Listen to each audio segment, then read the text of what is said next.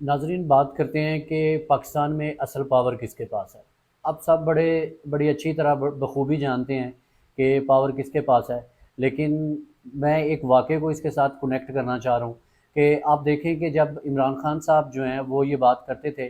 کہ میں اگر بات کروں گا تو اسٹیبلشمنٹ کے ساتھ کروں گا، آرمی اسٹیبلشمنٹ کے ساتھ، جس کے پاس پاور ہے اس کے ساتھ بات کروں گا، میں گورنمنٹ کے ساتھ بات نہیں کر سکتا کیونکہ وہ تو مظاہرے ہیں، وہ تو کٹ پتلی ہیں۔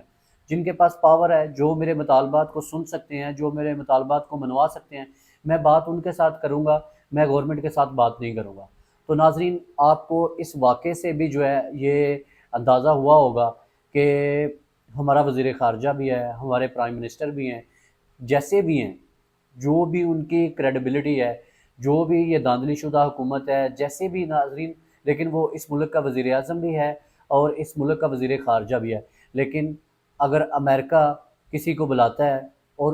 ان کے سامنے اپنے مطالبات رکھتا ہے تو وہ آرمی چیف کو بلاتا ہے، وہ field marshal general Asim Munir صاحب کو بلاتا ہے۔ اس کو پتہ ہے کہ اصل پاور کس کے پاس ہے،